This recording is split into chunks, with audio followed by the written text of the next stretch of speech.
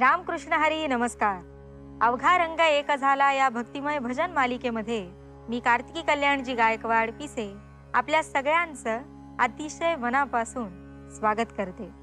माऊली, जीवनाला आकार आधार देणारा गुरु भारतीय संस्कृतीत ईश्वरापेक्षाही श्रेष्ठ आहे. गुरु म्हणजे तिमिरातून तेजाकडे जाणारा मार्ग. आपल्या जीवनात असलेला अज्ञानाचा अंधकार दूर करण्याचं काम हे गुरु सतत करत असतात. त्याचबरोबर मानवाची आध्यात्मिक उन्नती व्हावी हा गुरुचा हेतू असतो. त्यामुळेच गुरूंना प्रत्येक मनुष्याच्या आयुष्यात अनन्यसाधारण असं स्थान आहे. तेव्हा सर्व गुरूंचरणी नतमस्तक होत सुरुवात करूया आपल्या आजच्या भागाला. सुरुवात करूया भजनाला. रामकृष्ण हरी माऊली. आकाशातून पाण्याचा वर्षाव होतो, ते पाणी नदीला मिळतं.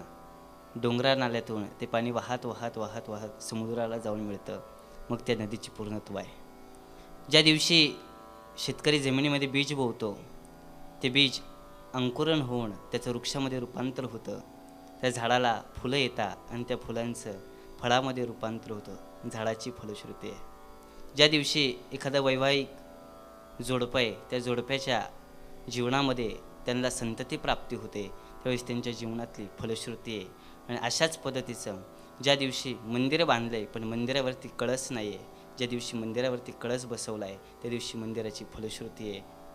वारकरी संप्रदायामध्ये सप्ताह किंवा अभंग ज्ञानाचा नामघोष गात असताना जोपर्यंत काला हे प्रकरण जीवनामध्ये होत नाही तोपर्यंत सप्ताहाची पूर्णत्व नाही. म्हणून अशाच पद्धतीचे संतांची मांदियाळी पंढरपूरमध्ये चंद्रभागेच्या वाळवंटामध्ये जमली आहे. आणि जमल्याच्या नंतर नामदेव महाराजांनी गळ्यामध्ये विणा घेतला आहे. सर्व संतांनी हातामध्ये टाळ घेतला आहे. कुणी हार्मोनियम वाजत आहे, कुणी गायन करत आहे, कुणी भजन करत आहे, कुणी आनंदामध्ये नाचत आहे. काला करीती संत जन सवे त्यांच्या नारायण, वाटिती आपुल्या निज हस्ते भाग्याचा तो पाव येते. संत महात्मे काला करताय आणि जगाचा मालक आपल्या हातामध्ये काल्याचा प्रसाद घेऊन सर्वांच्या मुखामध्ये घालताय. नामदेव महाराजांनी गळ्यामध्ये विणा घेतला, कीर्तनाचा रंग चढलाय, कीर्तन रंगामध्ये आलंय. जगाच्या मालकाने नाचायला सुरुवात केली. नामदेव कीर्तन करी पुढे देव नाचे पांडुरंग. नाचता नाचता देव इतका रंगात आलाय, इतका रंगामध्ये आलाय, आपला पितांबर सुटून गेलाय. हे जनाबाई महाराजांनी सांगावं. देवा, तुझं पितांबर निसटून गेलाय रे, आता तरी सावर, आता तरी सावर. तरी पण देव सांगतोय तुम्ही शांत बसा. कबीर महाराज, तुम्ही शांत बसा, माझा पितांबर सुटला तरी चालेल, पण मी रंगामध्ये आलोय ना, आता मला नाचू द्या. असं सुंदर भगवंताचं रंगामध्ये येण्याचं अतिशय सुंदर एक ओवी ऐकूया.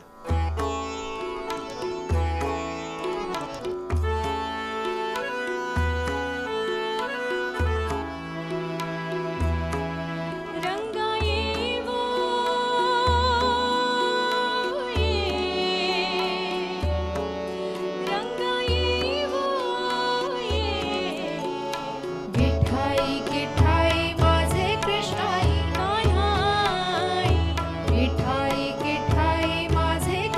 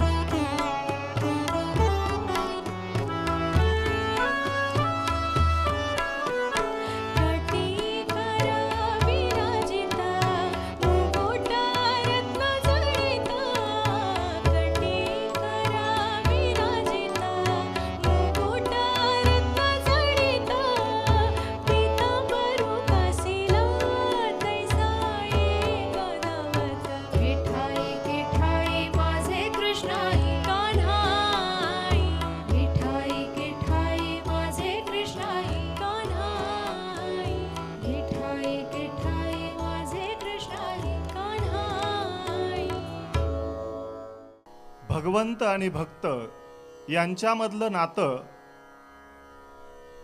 अतिशय अगाध आहे. त्याचं महात्म्य अनेक संतांनी वर्णन केलेलं आहे.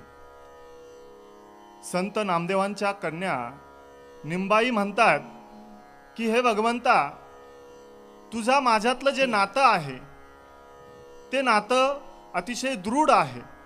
आणि त्या अधिकारवाणीने म्हणतात, भगवंता, तू सर्वांचा तारणहार आहेस, तू सर्व भक्तांवर कृपा करणारा आहेस. मी तुझ्याबद्दल अनेक सनकाधिक संतांकडून, ऋषीमुनींकडून ऐकलेलं आहे. त्यामुळे तू त्या विश्वासास पात्र हो आणि या सर्व भक्तांचा सांभाळ कर. पुढे अभंगात संत निंबाई म्हणतात की या भक्तांवरती तुझी ही कृपा अशीच अगाध राहू दे आणि भगवंत प्राप्तीसाठीची जी अनामिक ओढ आहे त्यासाठीचं बळ तू निरंतर या भक्तांना दे.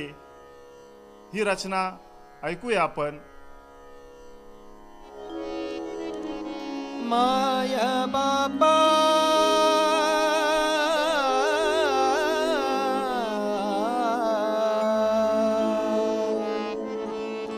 माया बापा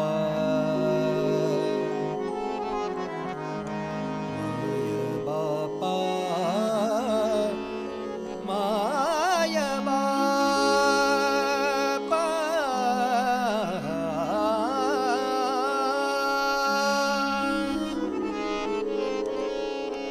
तारी मज आता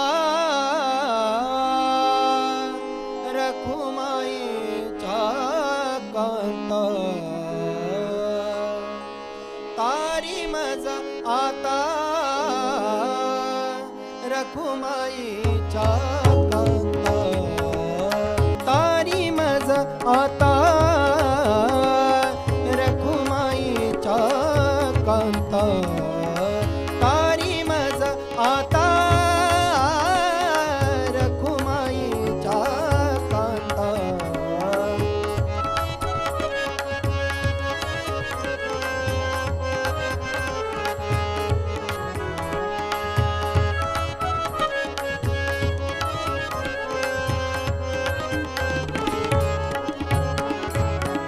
तारी मज आता रखुमाईच्या कांता पंढरीच्या नाथ पंढरीच्या नाथ माय बापा पंढरीच्या नाथ माय बापा माय बापा माय बापा तारी मज आता रखुमाईच्या कांता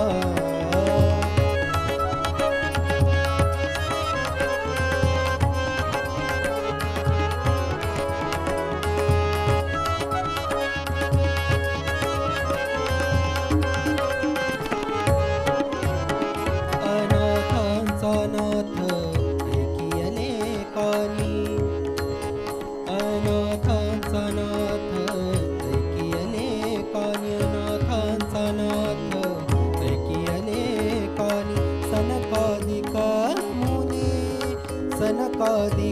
मुनी बोलताती सनकादिक मुनी बोलताती तारी मज आता रखुमाईच्या कांता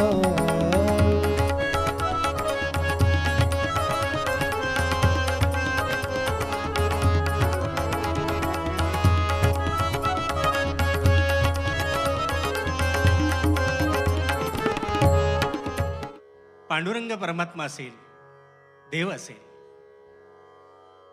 हा आपल्याला निर्माण करत असताना चांगल्या वाईट सगळ्या गुणांची भरती आपल्यामध्ये करत असतो. हा देह म्हणजे एक माती आहे. या मातीला आकार त्याने दिलाय. आपल्या शरीरातील पंचप्राण म्हणजे आपलं रक्त, हे पाणी आहे. या पाण्याचा, या मातीचा सुंदर असा गोळा तयार करून परमात्मा आपल्याला घडवतो. आणि या दुनियेमध्ये वाटचाल करत असताना आपण कधी कधी त्यालाच विसरून जातो. त्याची आठवण करून देण्यासाठी गदी माडगुळकर लिहितात, फिरत्या चाकावरती देशी मातीला आकार, विठ्ठला तू वेडा कुंभार. ऐकूया ही नवीन रचना.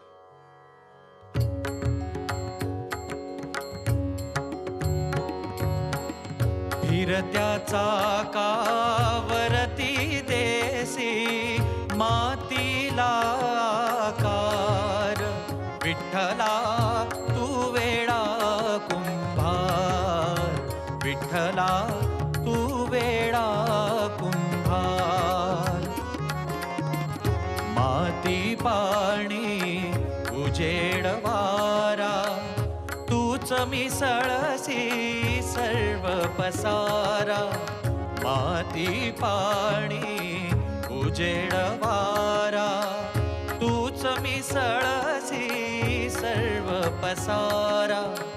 आभाळच मग ये आकारा, तुझ्या घटांच्या उतरणीला नसे अंत ना पार.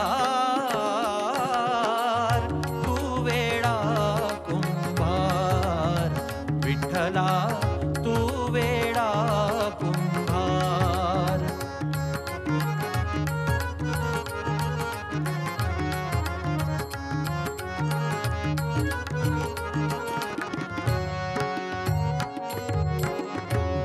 घटाघटांचे रूप आगळे, प्रत्येकाचे दैव वेगळे.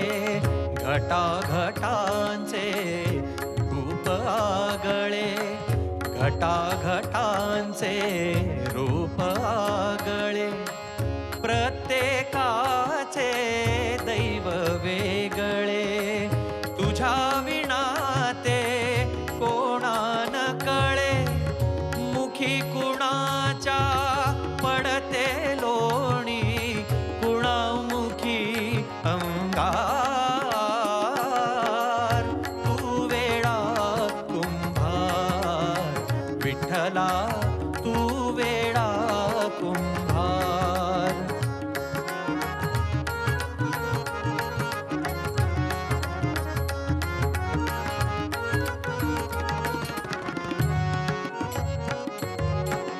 तूच घडविसी तूच फोडीसी, पुरवाळीसी तूच तोडीसी. तूच घडविसी तूच फोडीसी, पुरवाळीसी तूच तोडीसी.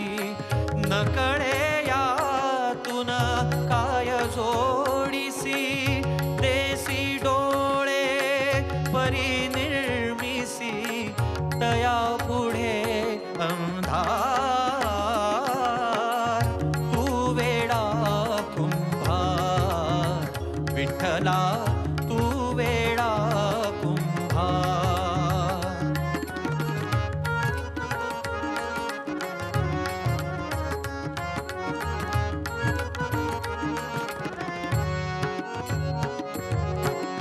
फिरत्या चाकावरती देसी मातीला आकार, विठ्ठला तू वेडा कुंभार, विठ्ठला तू वेडा कुंभार, विठ्ठला तू वेडा कुंभार.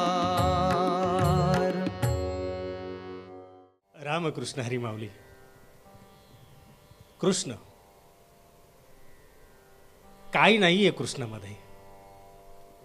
लहान थोरांना सगळ्यांना वेळ लावून पुरणारा एकच आहे, तो म्हणजे कृष्ण.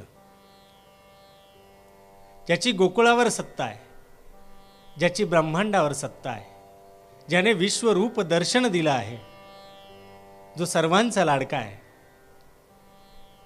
जो राजाचा मुलगा आहे आणि तरीसुद्धा गोकुळातल्या प्रत्येकाच्या घरी जाऊन दही चोरून खातोय. कृष्ण इतका लढीवाळ आहे की त्याचा सगळ्यांना लळा लागलेला आहे. हा कृष्ण चराचराला वेड लावतो आणि म्हणून कृष्णाला खोडकर कान्हा म्हटलंय. या कान्हाकडे जर नीट पाहिलं तर तूही कान्हा, मीही कान्हा, सृष्टी अवघी कान्हा, असा सगळा कान्हा सगळीकडे भरून राहिला आहे. कृष्ण सारथी आहे, कृष्ण पारधी आहे आणि कृष्ण हवासा साठाही आहे. कृष्ण म्हटला की गवळणी आल्या आणि गवळणी आल्या म्हटल्या की गवळण आली. अशीच एक सुंदर गवळण ऐकूया आपण सगळेजण. नटनाटकी हा बालमुकुंदा वेड लाविले साऱ्या जगाला. छुम छननननन छुम छननननन छुम छननननन छुम छननननननन. कृष्णाच्या बाळाच्या पायी वाजती पैंजन. छुम छननननन छुम छननननन छुम छनननननन. कृष्णाच्या बाळाच्या पायी वाजती पैंजन.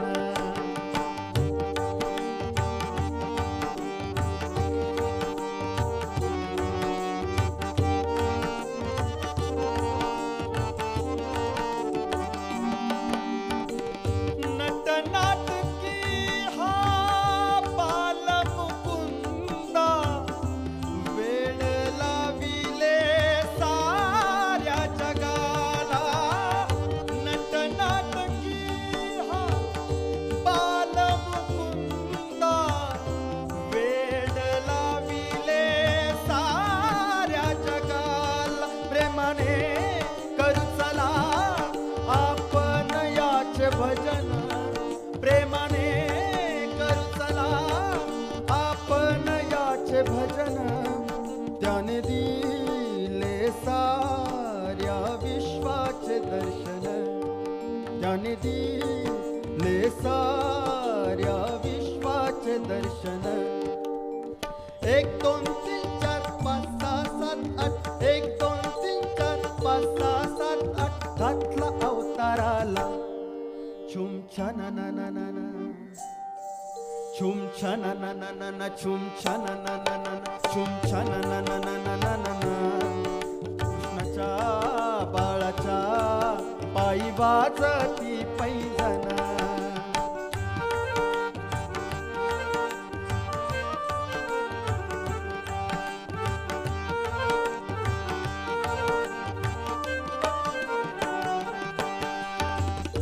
नटनाटकी हा बालमुकुंदा वेड लाविले साऱ्या जगाला.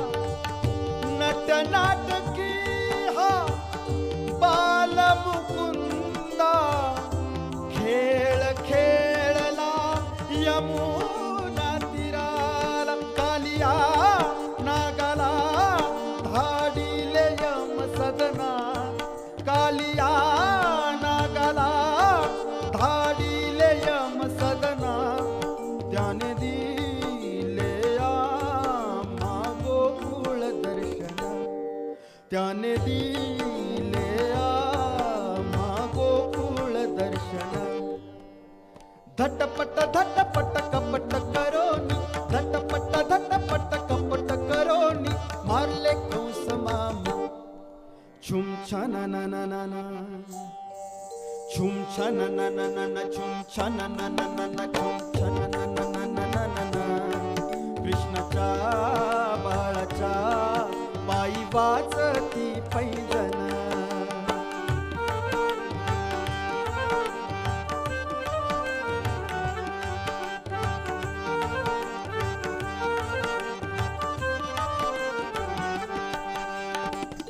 नटनाटकी हा बालमुकुंदा वेड लाविले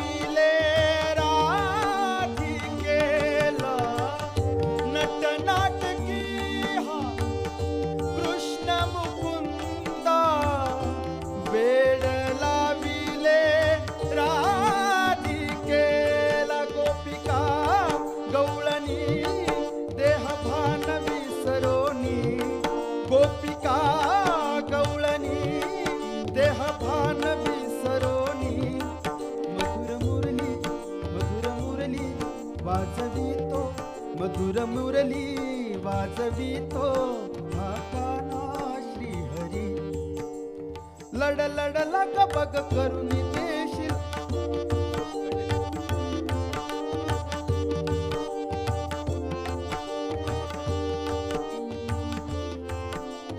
लड लड लग बग करून देशीला लग बग लड लड करून देशीला घेई प्रेम रसा चुम छान न न न न चुम छान न न न न चुम छान न न न न न न. कृष्णाच्या बाळाच्या पायी वाजती पैंजण कृष्णाच्या बाळाच्या पायी वाजती पैंजण छुम छान न न न न छुम छान न न न न छुम छान न न न न न न. कृष्णाच्या बाळाच्या पायी वाजती पैंजण कृष्णाच्या बाळाच्या पायी वाजती पैंजण कृष्णाच्या बाळाच्या पायी वाजती पैंजण.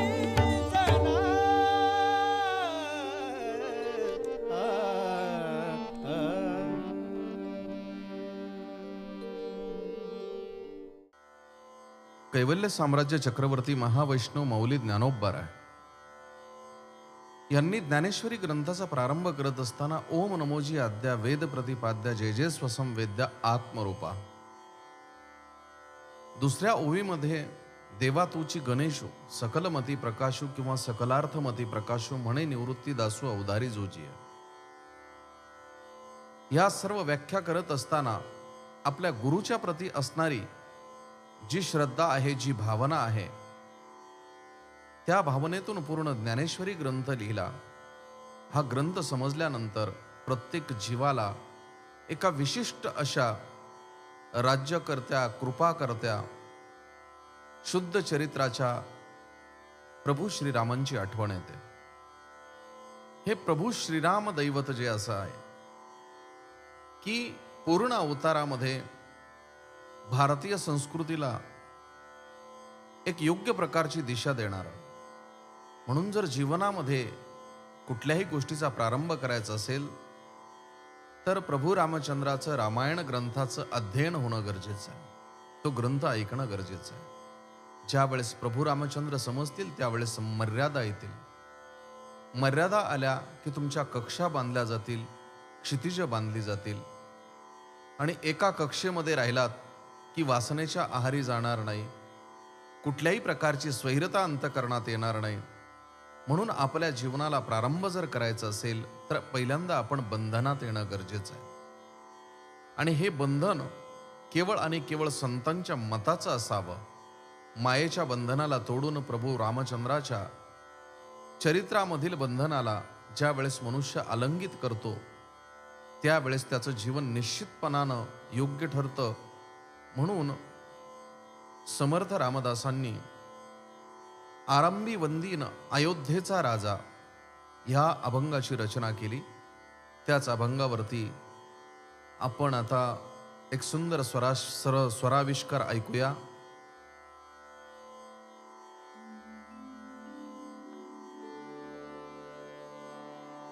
आरंभी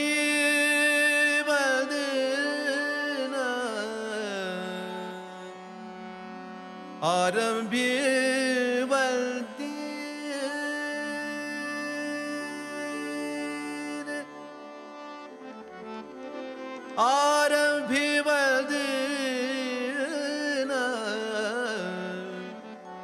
अयोध्येचा राजा आरंभी वंदीन अयोध्येचा राजा आरंभी वंदीन अयोध्येचा राजा आरंभी वंदीन अयोध्येचा राजा भक्ताची आकाजा भक्ताची आकाजा भक्ताची आकाजा पावत से आरंभी वंदीन अयोध्येचा राजा आरंभी वंदीन अयोध्येचा राजा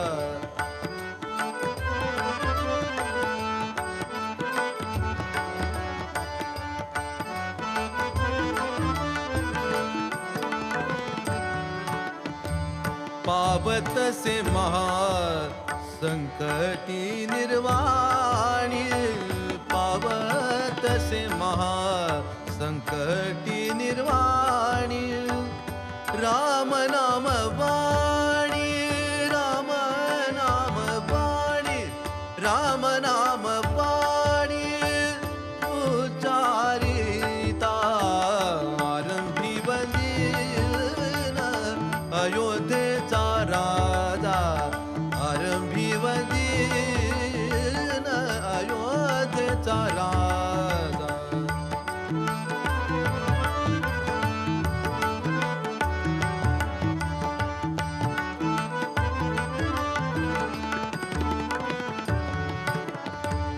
उच्चारिता राम होय पापक्षय, उच्चारिता राम राम राम, उच्चारिता राम होय पापक्षय, उच्चारिता राम होय पापक्षय, पुण्याचा निश्चय, पुण्याचा निश्चय, पुण्याचा निश्चय, पुण्यभूमी आरंभी वंदीन अयोध्येचा राजा, आरंभी वंदीन अयोध्येचा राजा.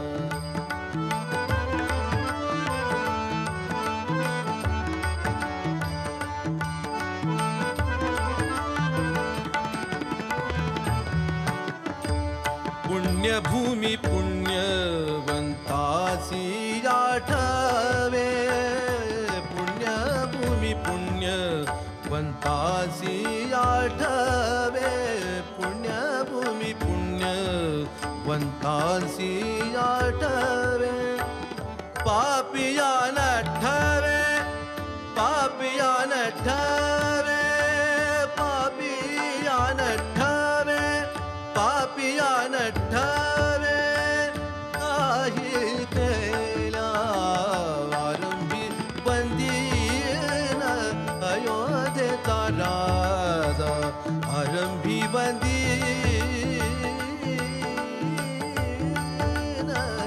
अयोध्येचा राजा.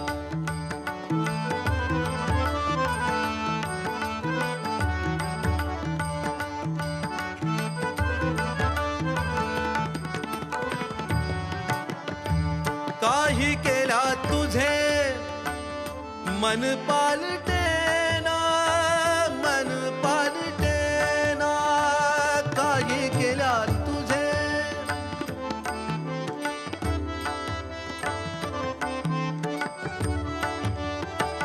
काही केला तुझे मन पालटेना,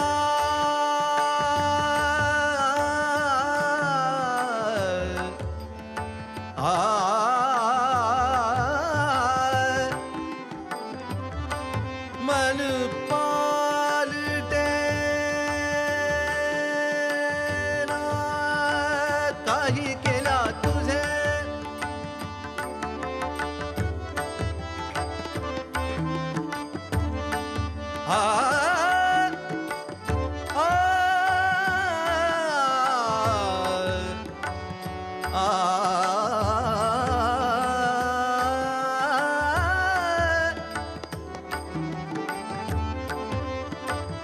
मन पालटेना, काही केल्या तुझे मन पालटेना, मन पालटेना, दास म्हणे जना, दास म्हणे जना, सावधान आरंभी वंदीन अयोध्येचा राजा, आरंभी वंदीन अयोध्येचा राजा. भक्ताची आकादा, भक्ताची आकादा, कादा, भक्ताची आकादा, भक्ताची आकादा, पावतसे आरंभी वंदीन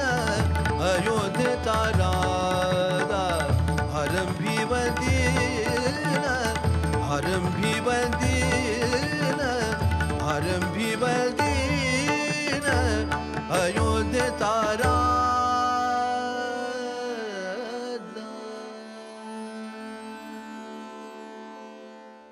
संतांनी ज्याप्रमाणे विठ्ठलाचं वर्णन केलं, ईश्वराचं वर्णन केलं आणि त्याच्यापर्यंत जाण्याचा मार्ग हा कसा आणि कुठून जातो हेही सांगितलं, तसंच त्या आधुनिक काळामध्ये आधुनिक कवींनीही सांगण्याचा, वेगवेगळ्या प्रकारे सांगण्याचा प्रयत्न केला. तुला गुह्य सांगून गीता भवानी, गमे त्वच्चरित्रात आली गुणा. जिथे ठेविला हस्तवा पाद तुगा, तिथे दीपिका स्वस्तिकांच्या खुणा. असं म्हणणारे बाभू बोरकर यांनी तर सौंदर्य, लावण्य, ईश्वर या सगळ्याची एका वेगळ्याच पद्धतीनं त्यांना दिसलेल्या ईश्वराला साक्ष ठेवून भावना व्यक्त केलेली आहे.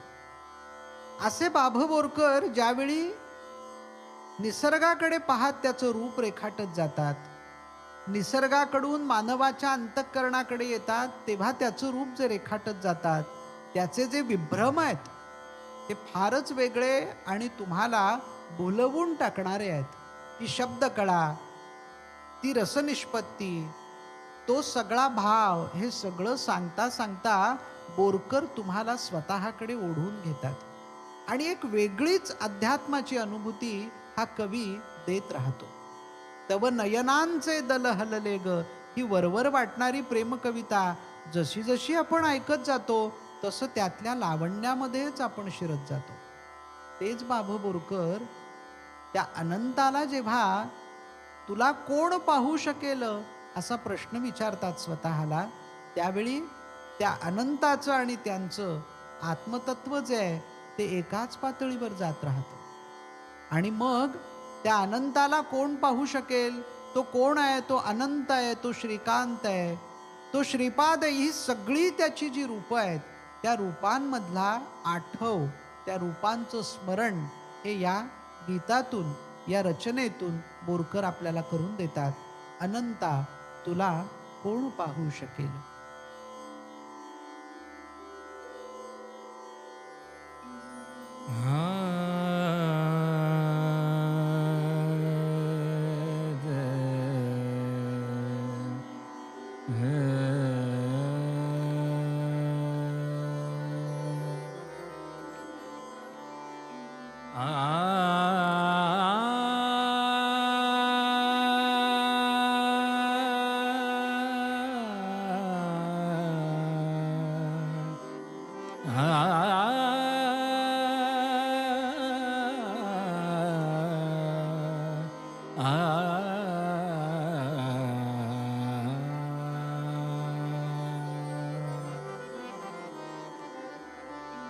अनंता तुला कोण पाहू शकेल? अनंता तुला कोण पाहू शकेल?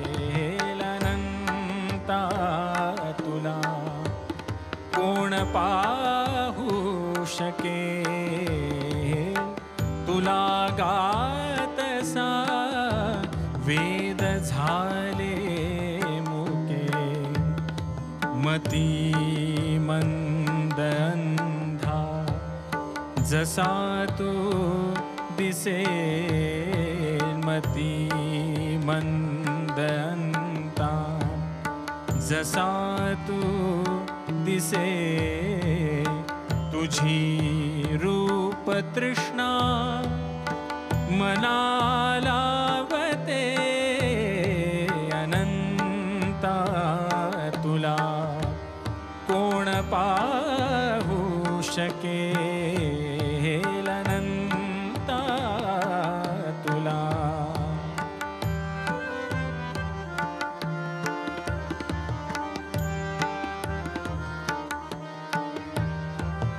तुझा ठाव कोठे?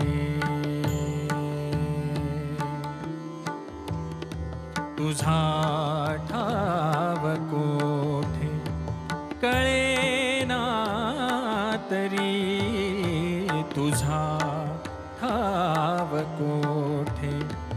कळेना तरी गमे गमे मानसा चातुरी माधुरी, गमे मानसा चातुरी माधुरी, तरुवल्लरीना हुकीमी उसे तुम्हा निर्मिता, देव कोठे असे अनंता, तुला कोण पाहू शकेल अनंता तुला.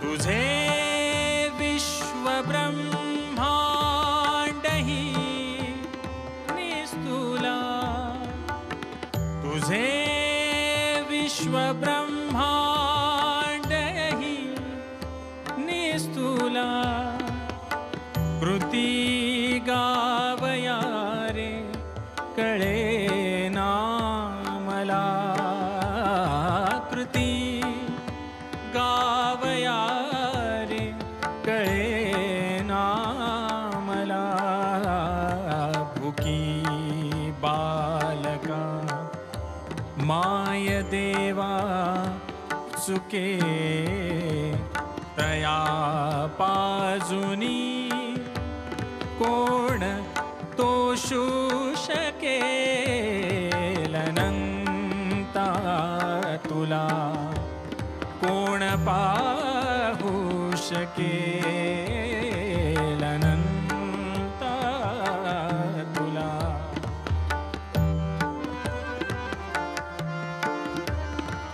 नवी भाव पुष्पे तुला वाहिली, नवी भाव पुष्पे तुला वाहिली, नवी भाव पुष्पे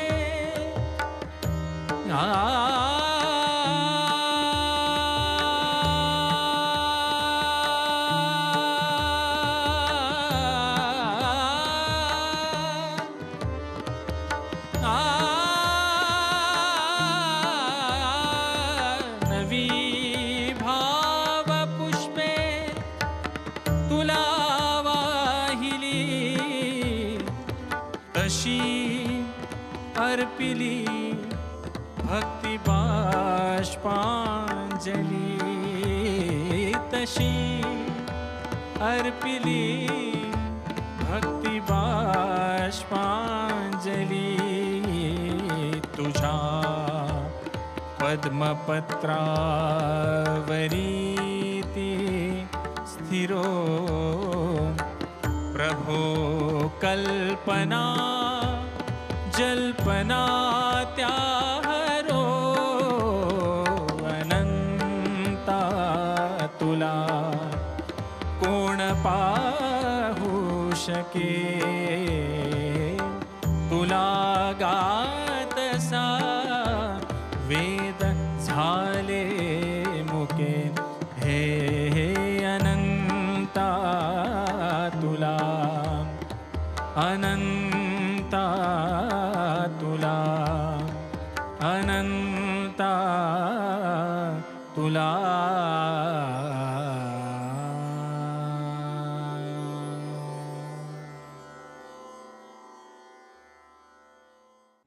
आपल्या संस्कृतीत गुरु शिष्याची परंपरा पूर्वीपासूनच चालत आलेली आहे. गुरुकुल पद्धती ही भारतामध्ये सुप्रसिद्ध अशी पद्धत आहे. भारतीय संस्कृतीत गुरूंना ब्रह्मा विष्णू महेश ही पदवी देऊन सर्वोच्च स्थान दिलेलं आहे.